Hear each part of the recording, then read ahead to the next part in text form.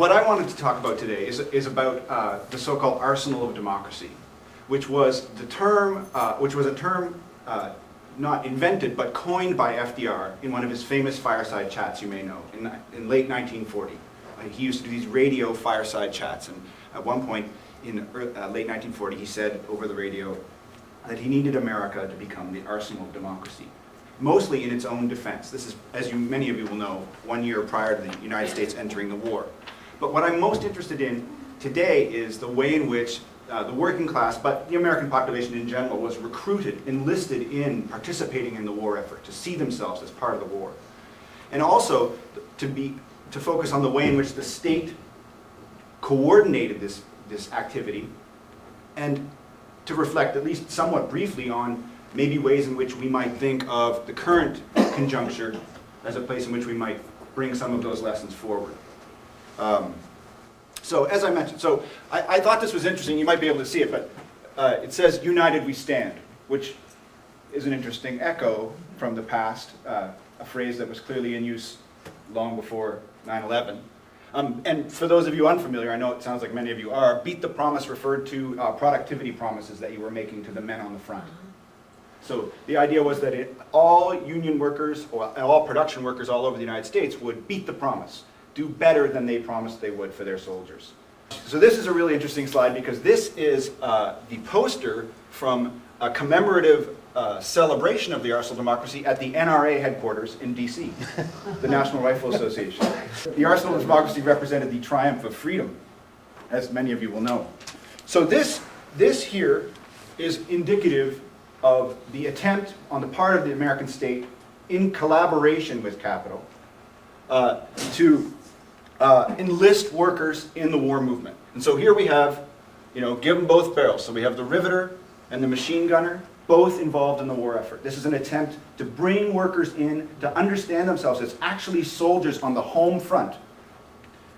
Probably you've all seen a lot of images like this.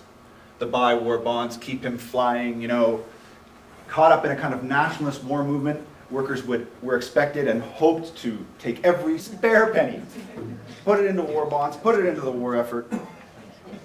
But what I also want to point out here is that while it was kind of ham-fisted and heavy-handed the way in which the state kind of organized this propaganda, I almost went over there, didn't I? And organized this propaganda. There are ways in which workers became ideologically enlisted, like felt themselves as part of it, that weren't merely just sort of being suckers to the state message, right? There's a call to an egalitarian democracy that was here, that workers grabbed a hold of. So here it says industry, the arsenal of democracy. And then down here it says defense in the field begins in the factory. I have a whole series of these. They're excellent. And right here there's a guy saying, it all depends upon me. Really personalizing this battle. But again, I really want to emphasize the extent to which this happens partly because of coercion on the part of the state, but also from consent from workers. Like, there is a real collaboration here that is not at all even and not at all untroubled, but is still nonetheless like, this is ideology at work. This is people believing they're doing the right thing. And I'm not saying they weren't, but there's a real concept of common cause here for some people. This is the ideology of shared sacrifice. We all got to do our part. So here it is again, the arsenal of democracy. The call to defense is a call to us all. And then some sort of strange poem at the bottom. Here's another one, the arsenal of democracy. Defense of our liberty begins in the factory. And here we have, this is an interesting image. I'm sorry I couldn't blow it up. It says, it all depends on you and me. And this is another one of those instances. We have the guy in the tie shaking hands with the guy in the hat. The labor and capital shaking hands. But at the same time, I wanted to flag too that just like today, the war effort is entirely premised on the notion of defense. Like, all of this is defense. None of it is offense. We're never on the offensive. We are on the defensive. And I would actually say that the power of this defensive posture on the part of the United States, they're always under siege. They must always defend themselves from the threat to liberty, the threat to American values, is a posture that really, really carries a lot of weight today and finds much of its power from this kind of message. the impression here is always that the United States is under attack, and that it's the defensiveness of every aggression is what persists. And I think that, if nothing else, it's worth noting that this is different than basically every other empire in history. Right? The Roman Empire did not say they were on the defense. The Spanish colonial powers did not say they were on the defense. The Ottoman Empire was not on the defense. They wanted stuff and people and land and materials. But the American Empire is growing on the defense. And this is a really powerful message that still persists today, I think, one that we need to really think about. If we think of this more symbolically as the marriage of the American nation and business, then this is really kind of powerful. Beat the promise, you know, like, yeah, we're in it together. So here we have, this is a poster of a guy, he's at work, you're supposed to know that, because this poster is up on work walls, say at a factory. And he's thinking about his lady. And down here it says, losing time suits them fine. And we have Hirohito, Mussolini, and Hitler. You're our pal for being lazy at work or for being distracted at work. And these kinds of messages were everywhere during the war. Workplaces were filled with these things. And what it says is not that lack of productivity or lack of participation is a failure or a weakness. It's an act of treason. You know? This guy is a traitor, at least at this moment. And what's interesting about part of the war machine's message was that the extent to which workers were portrayed as a bunch of potentially backstabbing, lazy, rumor-mongering traitors. And that they had to constantly monitor themselves.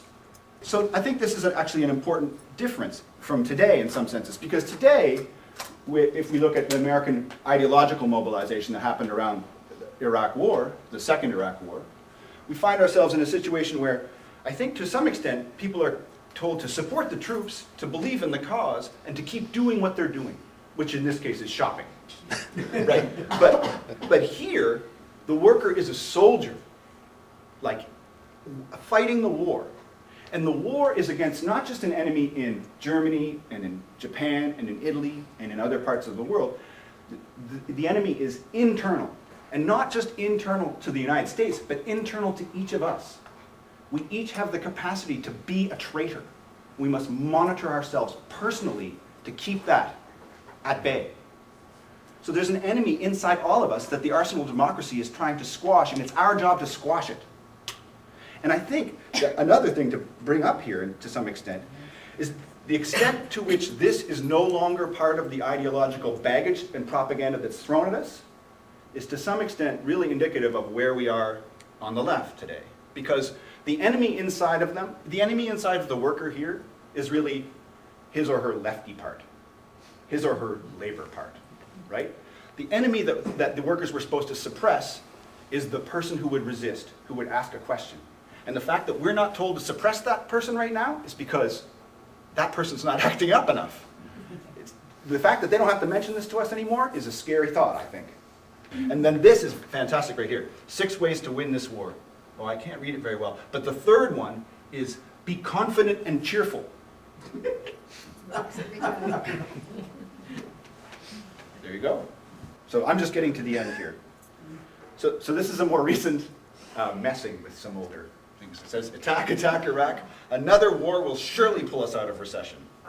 It's a joke. It's an excellent joke. There's a whole series of them. Some of the lessons we might learn from the war experience and the attempt to enlist and get the economy going and convince people of a cause are, you know, clearly lessons we maybe don't want to learn or don't want to bring back.